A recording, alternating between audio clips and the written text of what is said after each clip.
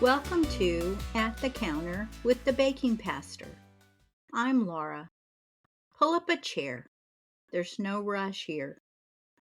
This season, we're sitting with the hard days. The ones that don't resolve quickly. The ones that change us in ways we didn't ask for. Here at the counter, nothing needs to be fixed. You don't have to have the right words. You don't have to have it all figured out. You can just come as you are and stay a while. This is Hard Days at the Counter. There's a particular kind of heartbreak that comes from watching someone you love suffer while desperately trying to help them, especially when there are no clear answers, no quick fixes, and moments where it feels like no one is truly listening. Today's conversation is about love that keeps showing up anyway. Today at the counter, we have Jody Hudson. Jody is an author, speaker, nonprofit founder, and mother whose life was forever changed by her daughter Alex's battle with Lyme disease. What began as an unexplained pain in an active 11-year-old girl became a years-long fight for answers, treatment, and dignity in the face of suffering many people, including medical professionals, did not fully understand. Through unimaginable challenges, Jody continued fighting for her daughter while navigating financial hardship, grief, faith, and the exhaustion weight of caregiving. Today, through her foundation and her book, My Promise to Alex, she continues to honor Alex's life and help others feel seen, heard, and supported. Jody, I am so glad you are here at the counter with us today. Thank you so much for having me. I'm really looking forward to this conversation. I read the book and I was touched. It was an afternoon read on Easter Sunday, and I sat down and I read. Trigger warning, folks. It's an amazing book, but you need tissues. But before there were diagnoses, treatments, and years of fighting for answers, there was simply a mother realizing something wasn't right with her daughter. What do you remember most about those early days? What I remember most about those early days is, as a parent, we want to fix things. Whether it's when our children are young, we're fixing their bruised and scraped knees. As they get older, we're helping to fix their broken hearts from early relationships. What Alex had, I couldn't fix because I didn't know what it was. She started having joint pain and inflammation when she was in 5th grade. And the doctors really kind of dismissed it as an overworked athletic body because she'd been playing multiple sports since she was 5, 6 years old. And Alex was very competitive. She has an older brother. So she was always trying to outdo him and trying to one-up him. So that competitive spirit really kept her going despite the pain that she was in. And after seeing several doctors, they basically said, we don't know what it is. We've run tests. Everything comes back negative. She's really a medical mystery. Imagine as a parent going through all of these different doctor's appointments, and that's what you're left with at the end. She's a medical mystery. Maybe she might outgrow this. Maybe it's growing pains. They just don't really have a label to it. So imagine year after year after year, 10 years actually, of not knowing how to help your child. And things are getting progressively worse. She started developing digestive issues. Her weight started plummeting. She was 120 pounds, and I saw her go down to as low as 87 pounds. And when she passed, Laura, she was 57 pounds. She was half of her body weight. That's just what the toll of Lyme disease had done to her. In 2017, the 40th doctor that we saw asked me a question that to this day just gives me chills. He said, Mrs. Hudson, and this is in 5 minutes of us presenting her case to him. He said, Mrs. Hudson, has anybody tested Alex for Lyme disease? And in 2017, I asked the very ignorant question, well, no, and what is Lyme disease? So I got a quick education on it. He tested her for it. And a couple of weeks later, we got the test results back. and she was positive for Lyme disease. And that began our journey, our last year of Alex being on earth here, of going literally cross country, trying to find the proper treatment for a disease that had ravaged her body for 10 plus years. One of the hardest things for me in reading the story was watching Alex repeatedly not be believed. What does it do to a person and or to a family when someone is clearly suffering, but people keep dismissing their pain? But really, just even right now, when you say that, I mean, I tear up. And I think that was the hardest thing for me, because we're taught that if you don't feel well, you go to the doctors. The doctors are your friends. The doctors are going to be able to help you. And we did have some really great Lyme literate doctors that were trying to help her. Back in 2017, so many people, even the medical community, did not know about Lyme disease, did not understand Lyme disease. When people don't understand something, they gaslight you. So in Alex's case, what that looked like was not believing her, thinking it was all in her head, looking at her weight plummet and thinking she just has an eating disorder. She just needs to get over it. And there were so many times where she was just verbally assaulted by the medical community in those moments of them not believing her. And actually, at one point, putting her in a psych lockdown for over 2 hours, thinking that it was all in her head. And so when we got that diagnosis, finally, it was bittersweet for us, because yes, it was affirmation that no, it's not all in her head, that she definitely has something, and now we can put a name to it. But then at the same time, it was, well, nobody knows how to treat this. How am I going to help her? And social media gets a really bad rap, and we have to be very careful about it. But when I found out that she had Lyme disease and I had no idea how to treat it, where to go, what to do next, we did a big Facebook post saying, hey, Alex has just been diagnosed with Lyme disease. We don't know anything about treatment. We don't know like the next steps to take. Can anybody help us? And I had so many people responding back to me. And the ironic thing is, May is Lyme Disease Awareness Month. Alex was diagnosed with Lyme disease in May.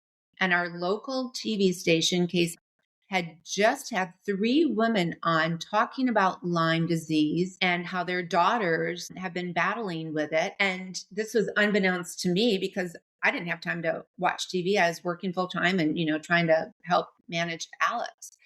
I was connected right away with the local TV station. They put me in touch with these women. And one of them, Lonnie Markham, who I write about in my book, God bless her, she was connected and worked for LymeDisease.org, which is a national Lyme disease nonprofit who has wonderful resources, and they can really help connect you with Lyme literate doctors. And it was also ironic that her daughter, Savannah, was a year or 2 younger than Alex, and she herself has been battling Lyme disease. In that moment, I got a mentor in Lonnie, I got a friend, I got support, and Alex got the same with her daughter. So God was helping us in that moment to provide us the resources, but also to provide us that support. I know there had to have been moments where you were traveling across country. I know both of you were constantly researching. You were trying holistic and regular traditional medical treatments, balancing finances, exhaustion, and probably fear. What kept you going? Really, what kept me going was our faith. What kept me going was seeing Alex, how she was a fighter. She was giving it her all. Every time we got turned away by a doctor and they didn't know how to treat her, she would go home and she would keep researching. She was brilliant. She had a full ride scholarship to UCLA, and she wanted to be like me. She wanted to have a nonprofit, and her nonprofit was going to be on Lyme disease. So she was very, very smart. And so she would just keep trying to find somebody to help her because the doctors weren't able to help her. It was a very tough time for us, but we definitely kept our faith first and foremost and just bringing God into all of this. And I really don't know how people, when they go through challenges, don't bring God into it, because life is hard enough. But when you're going through these unthinkable moments, at least we had the comfort knowing that God was there. He was walking us through it.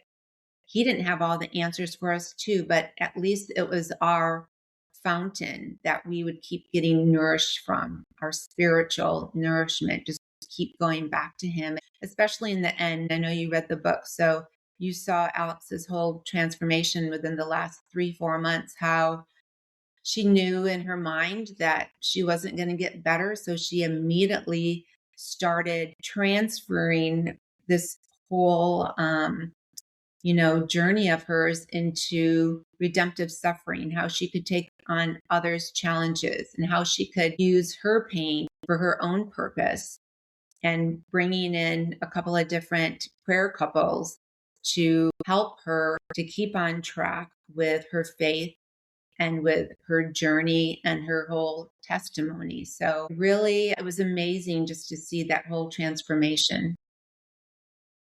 When I went through my breast cancer journey, the first thing I did when people said, "What can I do?" was say, "Pray." And yet, even today, I'll hear someone say, "I have cancer, but don't tell anybody and don't put me on any prayer lists." And I'm thinking, unfortunately, I have the tiniest little veins. And so getting an IV in me is not fun. Every time I would go into the cancer center, this same group of nurses and other medical staff were there, and they would come over and convene, and that we could get a successful IV, that we would have a successful surgery, and that anything I needed, God would provide.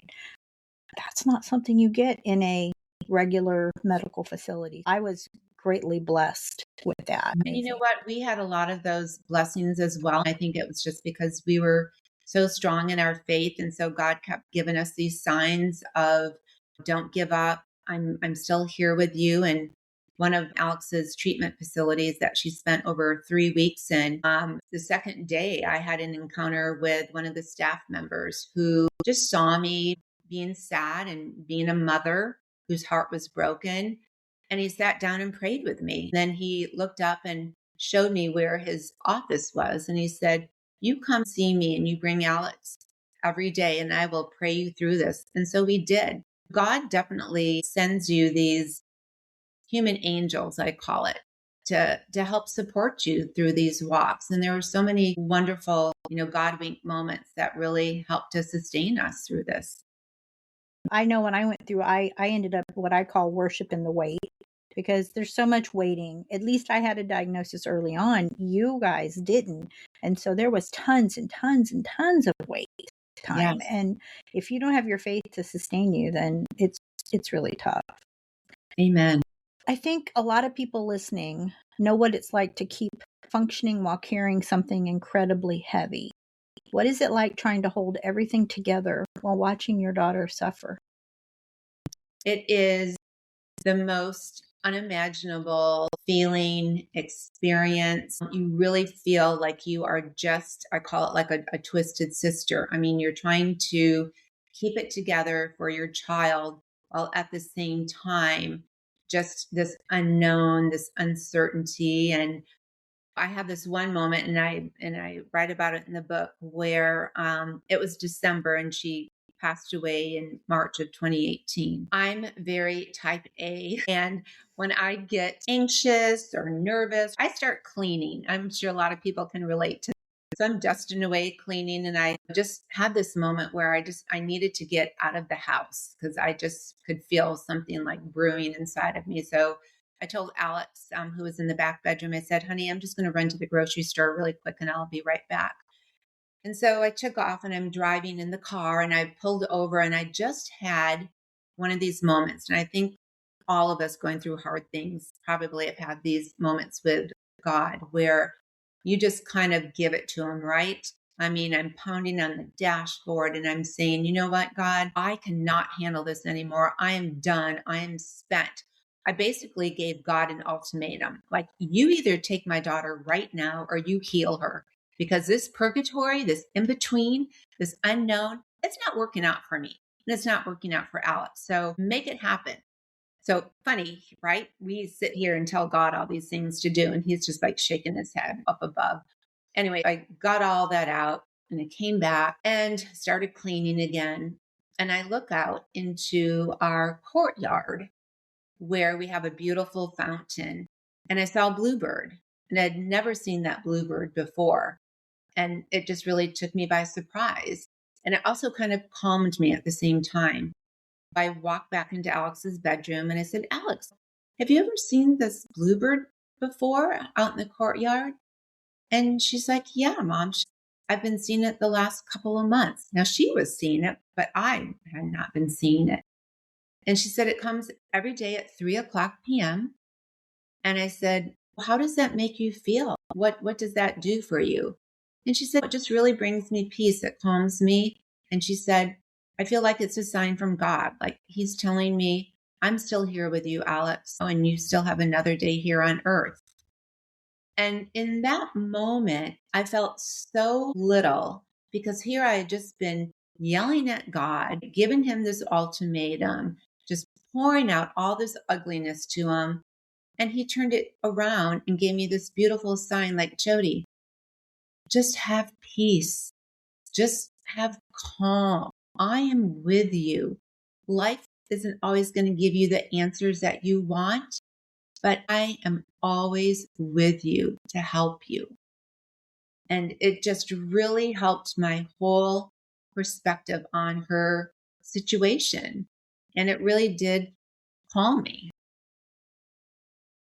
What's interesting is you talked about the bluebird in the book. As I finished reading the book, I sat down and in one read it. When I finished, something caught my eye out the window. I have the metal holder for yard art and a bird feeder, and there on top of it sat a bluebird looking at me. And I looked, and it was a minute or two after 3. And I'm on the East Coast.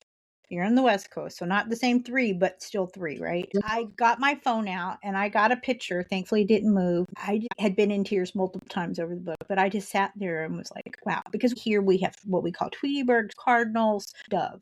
I had never seen a bluebird, and definitely never on that little staff thing outside. And now I have seen it at least once a week since Easter. That is just amazing to me. I love that, Laura. And, I've heard multiple stories like that. Not everybody who reads the book sees a bluebird, but I feel like Alex just really knows those who the story has really touched them. And she just does that. She just shows up and gives you those signs, like kind of a thank you, Laura. And you know what? I've got you too. I think we need to take a breath and just hold that for a second. Let's take a slow breath in and gently let it out. And ask ourselves, where am I carrying something heavy while still holding or trying to hold everyone else together?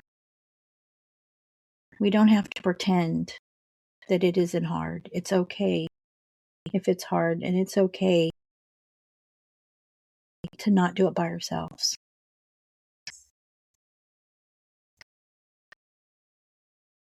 One of the most powerful parts of the book for me was Alex's faith, and how she had you take her to this other church that wasn't even one you went to, because she resonated with the pastor and the music.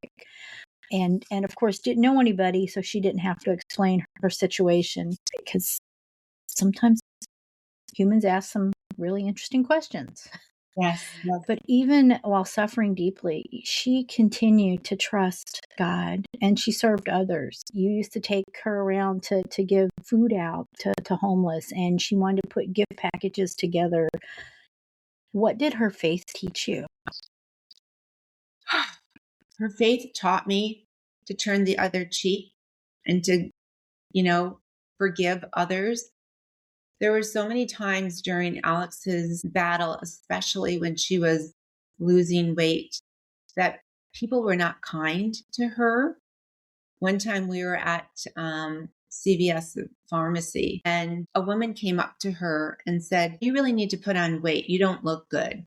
You would look a lot better with no more weight on you." And she could see the stares. She could see people looking at her. And that's why, with the church, we were both born and raised Catholic. We loved our sacraments. We loved our church that we went to every Sunday. But I think as Alex started to decline, she felt that all eyes on her, people that had known her for a really long time, looking at her, the conversations. And also during that time, she just wasn't finding herself as connected to her faith as she wanted to be. Unbeknownst to me, she was driving at this point. She had started going out on the weekends, visiting different churches and sitting in on different non-denominational church services. One Sunday, I found this little written 2-page leaflet thing from one of the churches. And I said to Alex, "Hey, what's this?" And that's when I found out what she had been doing. She said, "Mom, I really have been enjoying this church. I've gone to a couple of their services, and I didn't want to tell you anything until I really, kind of made a decision. I really like this church, and they have a service tonight at 6:00 if you'd like to attend with me." I think anytime our children are really leaning into their faith, we as parents need to support that. And I said, "Absolutely, I would love to do that." And so we went that night. And here again, you have to remember, born and raised Catholic, we have a very structured environment in our church. Stand up, sit down, kneel, don't really talk that much during Mass. Well, this church, they got into the singing and the raising their hands and all this. And I'm looking around going, what is happening? But it was also in that moment where Alex grabbed my hand and I could see her face and how full of joy she was. And it just made me so happy. And I thought, here we go again, God, like you've got her and you've got us, and you are just guiding her to the places where she needs to be to set the stage for. I didn't know she was going to be passing a year or two later, but this church gave her so much support and love. People would come up to her, and not like the lady at CVS being mean and saying, "Hey, you need to gain weight." They would come up to her and give her little Bibles. They would make her bracelets. They loved on her. And even at the end, when I was bringing her to church in a wheelchair, they opened the doors. They embraced her. I mean, it was her family, and she loved it. And the pastor was so wonderful. And when she couldn't attend services anymore, he came to her and spent time with her. And it just really helped her with her faith, knowing that she had this community and that they were loving on her and she didn't feel alone. I can appreciate that coming from a Lutheran background. There's a lot of sacraments and we worship in a very specific liturgical way. And then suddenly when you're at a church where the music is not a hymn and it's praise and worship and hands are going up around, Yep. it's a little uncomfortable. And then we just really leaned into that, and she loved the support that she felt from it. And it just really helped to continue to grow her in her spiritual journey towards the end. It's amazing, Laura. Like I think about this now, like when I look back on Alex's journey, like all these different steps and stages, how it was building her for her final stage when she passed, but all these beautiful things that God orchestrated for us. And I think it's hard for us to see these things when you're going through such terrible, challenging times. And that's why I think God sends signs to us like the bluebird and other things to like pay attention, like try and get yourself out of that little bubble. He's still there for you and he's still there with you. Jody, I think your story naturally raises a lot of hard questions like, why doesn't healing always come? Where is God in the suffering? How do we keep trusting when the outcome isn't what we prayed for? How did you wrestle with these questions personally? Oh my gosh. It was really challenging, of course. I shared with you how I wrestled with God as well, letting Him have it and saying, how can you let this beautiful child who has given you so much and has had such a servant's heart, how can you allow this suffering to happen? And I think just seeing how strong Alex was, I really tried to embrace that and get my strength from her. So, not to wallow in my own pity, but to really support Alex and how strong she was during those last couple of months, and really how she was taking on this redemptive suffering in a whole biblical aspect of it. And I share in my book about the parting gift. And I think that really helped to catapult me into where I can speak with you today and others, and really be at peace with everything that happened with Alex. But in that parting gift on the day that Alex passed, we didn't know that she was going to pass that day. And one of my friends had just called me that morning, and she wanted to come over and pray with us. And I always gladly accepted that. She came over, and within a couple of minutes, she called over my really good friends, Alex's aunties, the ones that had really been there with us, because I was a single mom. I had been divorced for several years, and I was raising both Alex and Garrett kind of on my own. And so she brought over my friends, Alex's aunties, and we all just started praying over Alex and sharing beautiful stories. And again, it's like one of those moments where when you look back, it's like, I get it now, God. You're setting the stage for me to be surrounded by my friends and for Alex to be surrounded by love to make this transformation from earth to heaven. So when it came my turn, in that moment, I realized that God was nudging me to say, you need to let her go. Like, she's not going to leave if you still are hanging on to her. And so I did. I said, Alex, this pains me. It's the most awful, hardest thing I've ever had to do, but you can go now. You've suffered enough. You don't have to hang on any longer. And guess what? You get to play with Buddy, your golden retriever, who's been up there waiting for you. You get to see Grandma and Grandpa. And I was painting this pretty picture for her. Well, God had a much more beautiful picture, because what happened then was Alex, she had her head on her pillow, and she lifted her head up off the pillow, and she looked up to the ceiling, and she opened up her eyes and had this big, beautiful smile on her face, and this gasp of like wonderment and joy. And then she closed her eyes, and she laid her head back down on her pillow, and she passed. So as I was trying to paint this beautiful picture of what heaven might look like for Alex, she was showing me through her eyes how beautiful it was. And because of that parting gift, I'm able to move forward, because she showed me, Mom, that's where I'm going. I'm going to be okay. And you're going to be there too one day. And what really brings me so much peace to know where she is, and that she's doing God's work now up above. And these beautiful signs that she sends me all the time through the bluebirds and other things, I know that God had these amazing angel plans for her.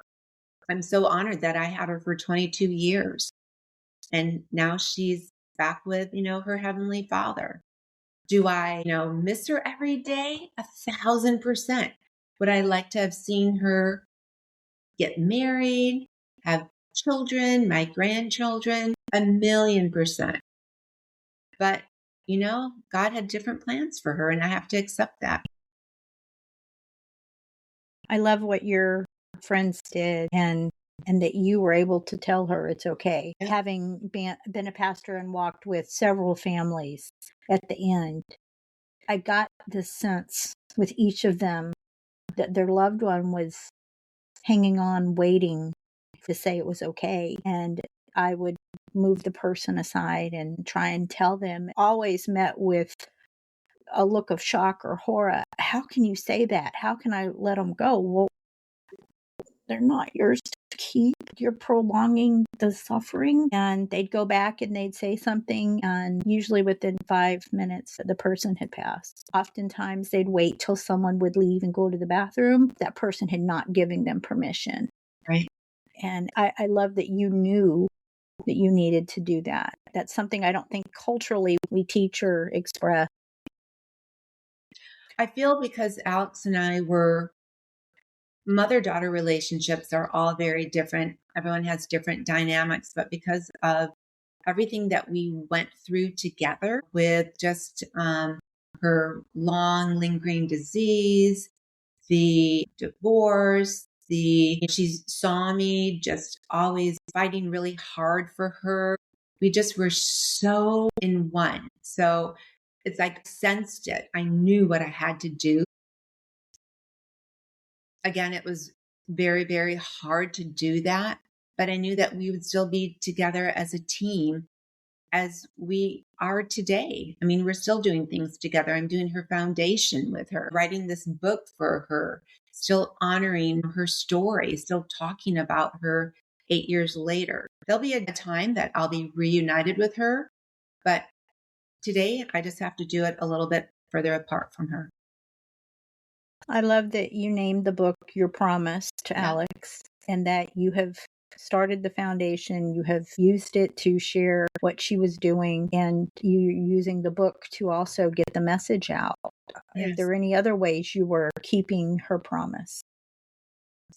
I think that really was the main thing. My promise to her was, as I said earlier, she had a full ride scholarship to UCLA, and she wanted to start her own nonprofit to raise funds for Lyme disease because she saw my struggles in having to pay for a lot of this treatment that is not covered by insurance. I sold her car. I sold whatever I could. I was selling clothes on eBay, and you just get creative, right? So she really wanted to be able to help other patients dealing with this. So that was first and foremost, was to start a foundation. And then the other promise was just to keep her story alive, to honor her legacy. And I am not a writer. I'm a businesswoman who wrote grants, wrote business proposals. So when God nudged on me to write this book, it was so out of my comfort zone. But I wanted to keep that promise to Alex, to keep her memory alive. And what better way to do that than in written word? And I thought if I could just touch one person, if one person could understand this unimaginable journey that we had been on, especially the last year, because people would say, how did you treat her disease? And, what are the symptoms and what does it look like? And blah, blah, blah, blah, blah. It's so hard and it's so complicated.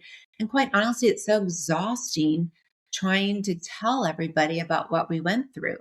So with this book, it's great because it spells everything out. It shows what we went through, but it also shows people how incredible Alex was. It wasn't just through my words of saying, of course, I'm biased. We all think our children are just amazing.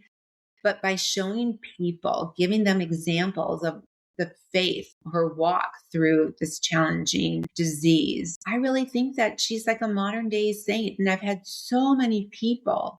Again, I just wanted one person. If it could resonate with one person, I would be so happy. Laura, I've had hundreds of people reaching out to me, having that experience like you did. Jody, I read the book. I feel like Alex, I know her, like she's part of our family. I just feel like I resonated with everything. I've got someone that, has Lyme disease. So thank you so much. I'm able to better understand what that looks like. Or I have somebody, that has been away from their faith and they're reading your book now and they want to reconnect again. There's so many different ways that, people have been touched by this book. And 8 years later, we're talking about her. We're on this podcast. You read the book, you saw the bluebird. I mean, it just keeps telling the story over and over again. I can't think of a better way to honor Alex and to keep her legacy alive. I really admire how you've turned pain into advocacy. Yes. Yes. I think when your loved one passes away, I was just yesterday at our local TV station. And like I said, May is Lyme Disease Awareness Month. And I'm very blessed by the great media connections I have.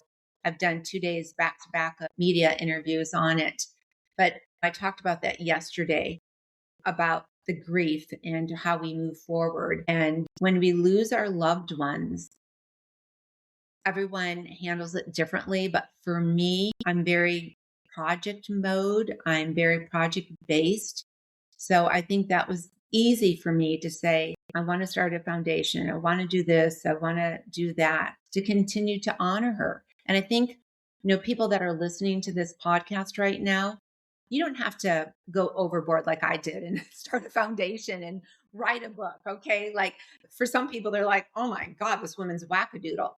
You can do it in small little ways. And I did things in small little ways at our local park. I planted a tree in her honor. There's different ways that you can honor your loved ones. So find something that speaks to you and that's meaningful to you and to the person that has passed on. I think this story can remind us that sometimes the holiest kind of love looks like staying, researching, driving, praying, advocating, sitting beside someone in pain, and refusing to give up on them, even when you are beyond exhausted. Jody, if someone is listening today and they feel exhausted from loving someone through illness, grief, addiction, or other suffering, what would you want them to know? What I want them to know is give yourself grace. It's tough. We have these human emotions and feelings, and especially if they are type A like me, when you can't fix things, it really plays on you. Give yourself grace, give yourself time, give yourself me time. It was my girlfriends that really made me think about that. They would come and sit with Alex while I went and got a massage or went to the grocery store by myself or doing things by myself or letting me read a book an hour alone. You need to refuel yourself, because if you aren't doing that for yourself, it's going to be really hard for you to sustain, this long journey, whatever it looks like. It's going to take away from you being able to show up 100% for the one that you are caring for. So give yourself grace, make time for yourself, let people love on you. You don't have to do it all.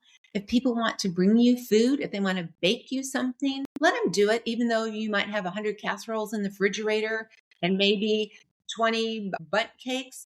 Don't take away their blessing. Let them love on you, because those are things that people, want to do and they feel good about, because so many times you don't know what to say to somebody, right? There's just no words, but there's lots of love acts. So let people help you find that support. Absolutely. Giving yourself grace is one of the easiest things you can do. Yep. If this conversation resonated with you, you can learn more about Jody and the Alex Hudson Lyme Foundation at alexhudsonlymefoundation.org. I'll put that link in the show notes. And also check out Jody's book, My Promise to Alex. It's available on Amazon. And again, don't forget, grab some tissues before you sit down. Jody, thank you so much for hanging out with us at the counter today. Laura, it was my pleasure. You are a delight, and I just love what God's doing with you and your ministry. So thank you so much for having me. My pleasure. Sometimes love looks heroic, and sometimes it looks like continuing to show up when your heart is breaking. This story reminds us that being present, believing someone, and refusing to abandon them no matter what may be more than we ever realize. My friends, hear this blessing. May you know that love is never wasted. May you find strength for the burdens you carry quietly. May you remember that even in the suffering, presence matters deeply. Until we pull up a chair again. Thank you for sitting at the counter with me today. If something in this conversation stayed with you, you might want to carry it gently into your day. No need to rush past it. And if you need a place to pause, reflect, or simply breathe, you can find more at daretoliveagain.com. Until next time, take a breath, notice what's in front of you, and remember, you're always welcome here at the counter.